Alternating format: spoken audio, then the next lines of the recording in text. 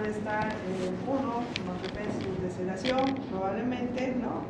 O no responde, pero al monitor yo veo que taquicardiza, aumenta su frecuencia respiratoria o aumenta su presión arterial.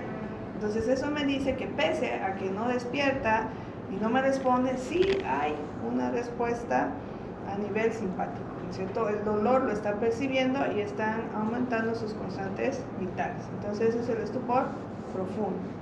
Luego tenemos el estado de coma, en donde no responde al habla y no responde al dolor, ¿no? ¿Qué más? Tenemos que ver la orientación en cuanto a estas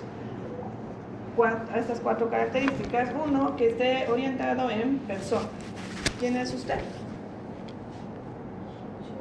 Chile, ¿no es cierto? ¿Cuál es su nombre completo? Tiene que decir, ¿no es cierto? Está orientado en persona. Que despierte, soy Napoleón Bonaparte. Luego, que esté orientado en tiempo. ¿Qué día es hoy? 10. ¿Qué fecha? 10. ¿Es de día o es de noche? De día. ¿No? Ya. Lugar. ¿Dónde están? Clínica 1. Clínica 1 en la universidad. ¿Cuál? La circunstancia. ¿Qué ha pasado? ¿Por qué están aquí? Clase de prácticas. ¿Cierto? Porque último momento la doctora cambió de opinión. Entonces ven que están orientados en las 4 esferas de la conciencia. Antes era solo 3, pero ahora es importante la circunstancia. El paciente tiene que saber qué está pasando, ¿no? Ya. ¿Qué más? El habla. El paciente tiene dificultades para hablar, ¿no? Ahí tenemos, por ejemplo, eso va a ser en el lenguaje. El habla, por ejemplo, dificultad para articular las palabras, ¿no es cierto? Si tiene esa dificultad se llama disartria, ¿no? Trata de hablar, pero no puede articular las palabras, sale mal, ¿no? Ya. Vemos también alteraciones en el lenguaje, que serían las afasias, en donde el paciente no habla. Ustedes le preguntan algo y el paciente no habla, no se comunica, ¿no? Está afásico, por ejemplo, un accidente cerebrovascular isquémico. Pero hay 2 tipos de afasias, la motora y la sensitiva, ¿no? La motora, ¿en qué consiste? En que el paciente... ¿Cuál es la diferencia entre la afasia motora y la sensitiva? Movimientos.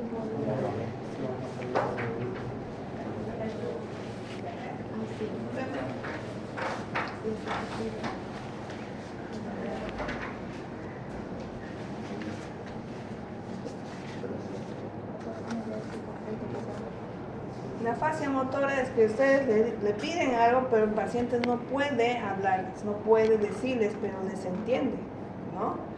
Y la afasia sensitiva es que ustedes le hablan, él puede hablar, pero no entiende qué le están diciendo, ¿no? ¿Cuál es su nombre, digamos, no? Mi esposa está aquí, ¿dónde estoy? ¿Qué está pasando, digamos, no? O sea, no va relacionado. Él no entiende lo que le están hablando, pero sí puede expresarse, ¿no? Ya. Dentro de estas funciones mentales no las vamos a ver aquí, las van a ver ustedes en psiquiatría, las náuseas y las praxias, ¿no? ¿A qué se refiere las náuseas y las praxias? Son aprendizajes que hemos adquirido durante la infancia. Por ejemplo, las náuseas es recordar algo que hemos aprendido de niños, ¿no? Y que lo seguimos haciendo. Por ejemplo, no meter nuestros dedos al enchufe porque sabemos que nos va a pasar la corriente, ¿no es cierto? Y las praxias, que nosotros podemos reconocer ciertos objetos, ¿no? Que ya estamos familiarizados con ellos hace mucho tiempo. Podemos decirle que cierre los ojos y darle una pelota. Entonces va a reconocer, sí, es una pelota, ¿no? Uno va a decir, es una cuchara, ¿no? Entonces a eso se refiere, pero no se preocupen que eso lo van a desarrollar en psiquiatría. La memoria también, a largo plazo, a corto y a mediano plazo, ¿no? Por ejemplo, ¿qué era? Una película de Adam Sandler, 35 citas, creo, 40 citas, ¿no es cierto? Que la actriz se olvidaba cada vez en películas, ¿no? Cada mañana que despertaba se olvidaba todo lo del día anterior. Y había uno que era el 5 segundos, ¿no es cierto?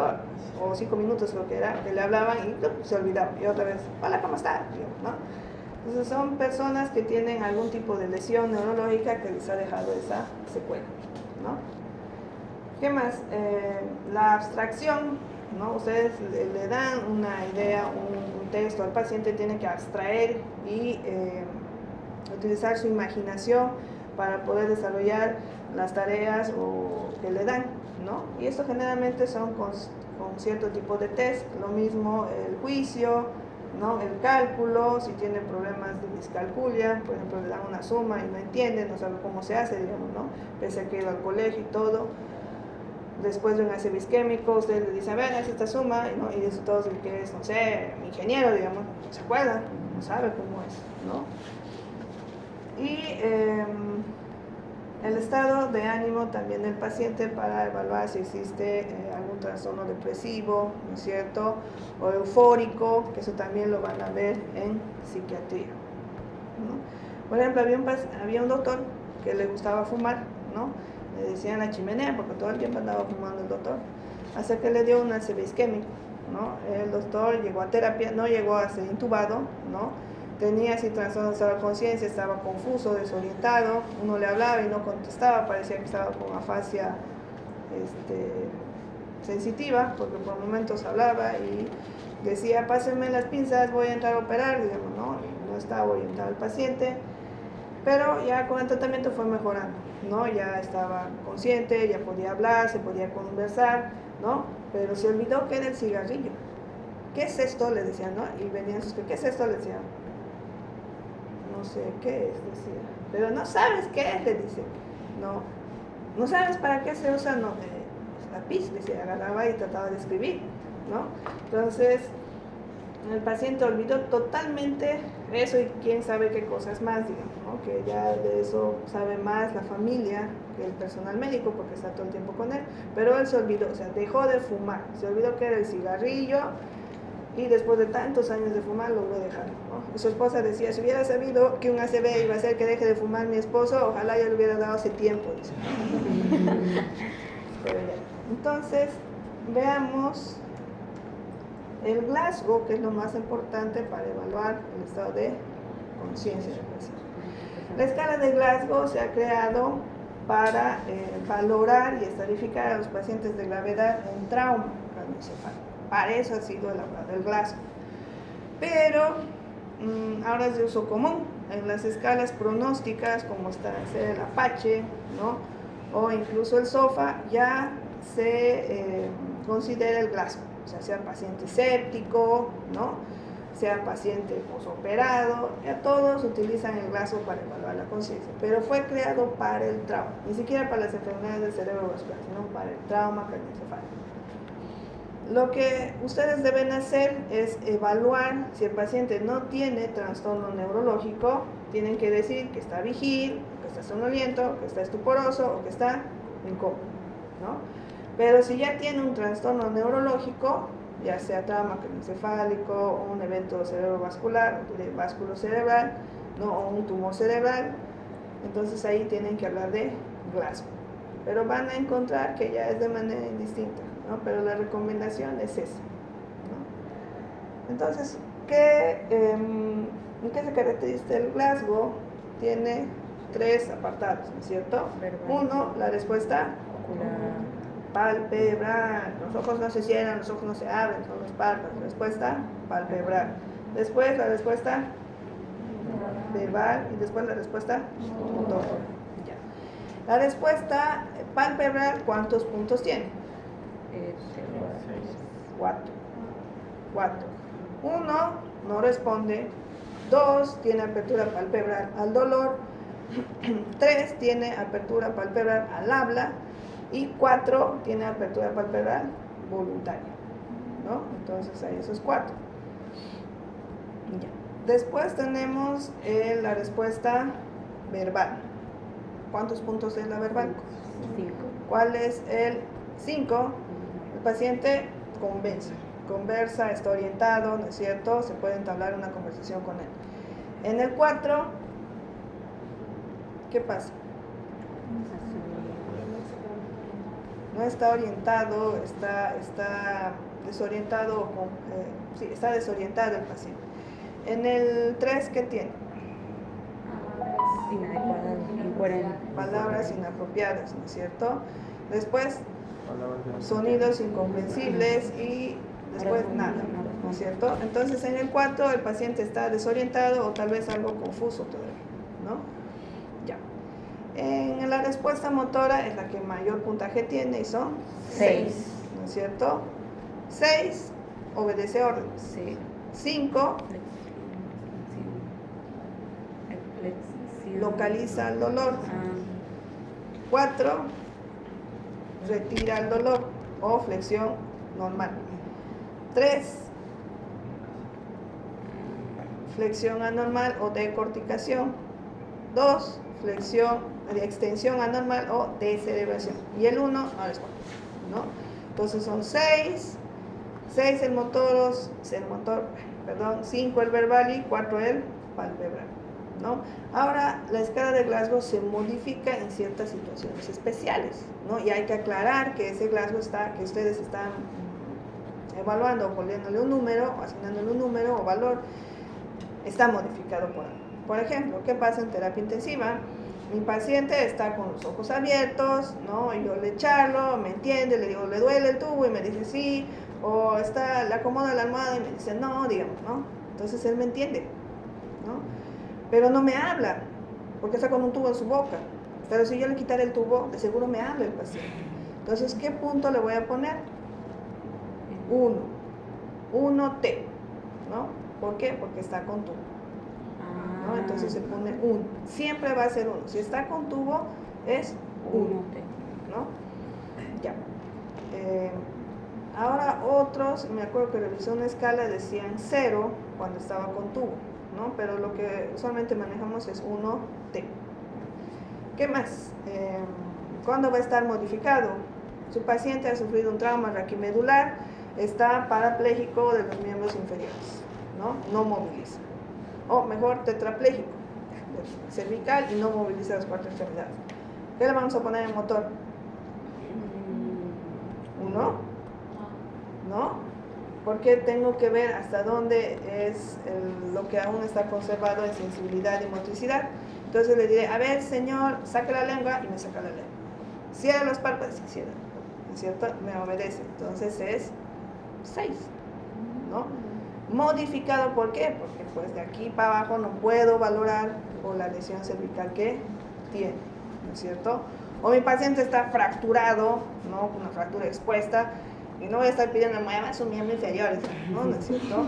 Entonces también en esos casos, cuando son múltiples lesiones, también hay que especificar que está modificado, ¿no? ¿Qué más? La parte palpebral, la respuesta palpebral puede estar modificada. Claro, un accidente de tránsito, de aquellos, signo, enojos de mapache, ¿no? Con edema bipalpebral, el paciente abra los párpados. Si están así, sus párpados no van a poder abrir aunque quieran, ¿no es cierto? O una mordedura de serpiente, que el paciente está con tosis palpebral, ¿no es cierto? O tiene una lesión del tercer par y tiene tosis palpebral. Entonces, obviamente, aunque él quiera, no lo va a poder levantar el párpado, ¿no es cierto? Pero si yo puedo ver que él obedece y me dice, no puedo abrir, ¿no? O yo visualmente veo que está muy hermetizado, ni yo puedo ni siquiera retraer el párpado, entonces ahí pongo 1, pero es modificado, ¿no? O sea, tengo que especificar para que revisen por qué le he puesto 1, ¿no? Entonces eso es muy importante, ¿no? ¿Qué pasa si, por ejemplo, el otro día en la terapia hay un paciente que tiene trauma raquimedular, ¿no? Tiene tetraplegia, pero está despierto y está con cánula de traqueostomía, ¿no? E intenta comunicarse con nosotros y con los familiares. Entonces el residente me presenta y me dice con Glasgow de 6. ¿Qué? ¿Glasgow de 6? O sea, ¿ha empeorado el paciente? Le digo, no, está el mismo de siempre. Me dice, ¿pero por qué 6? Le digo. Porque tiene 4 de apertura palpebral. Sí, le digo. Tiene 1 de tubo, me dice. Sí, le digo. Y tiene 1 de motor. ¿Pero por qué? Le digo, a ver, dígale que abra su boca, que saque su lengua, que cierre sus párpados. Él obedece órdenes. Pero obviamente que de aquí a aquí pues no lo va a obedecer, ¿no es cierto? Entonces hay que poner Glasgow de 11 modificado, ¿no es cierto? Porque si todos los días nos estamos pasando Glasgow de 11 modificado, ¿no? Que es lo que tiene el paciente, y de pronto me dicen 6, yo voy a pensar, no sé, pues que ha hecho, no sé, hipoxia y que ahora no tiene apertura palpebral, ¿no es cierto? O ya no se comunica, está con la mirada perdida. Entonces todas esas cosas hay que aclarar al momento de escribir en la historia clínica. ¿Y cómo van a escribir? Van a poner Glasgow o van a poner ECG, que es escala coma de Glasgow, 9/15. Abren paréntesis, RP, respuesta palpebral, 4, ¿no? Respuesta motora, RM, tantos, y respuesta verbal, RB, 2 puntos, tantos. Tienen que especificar de dónde está saliendo la puntuación, ¿no? Y si yo tengo que escoger uno de los 3, ¿cuál creen que es más confiable para mí? ¿La respuesta verbal, la motora o la palpebral? ¿Verdad? Semiológicamente, incluso en pronóstico, ¿cuál es la más importante? La motora. La motora es la más importante. Porque si el paciente me obedece, aunque esté con sus párpados cerrados y aunque no me pueda hablar, él tiene movimientos voluntarios. Y eso me indica una buena función cerebral, ¿no es cierto? Pero si tiene un motor de 2 y está descerebrando, eso es mal pronóstico, ¿no? Entonces el motor es muy, muy importante, ¿no?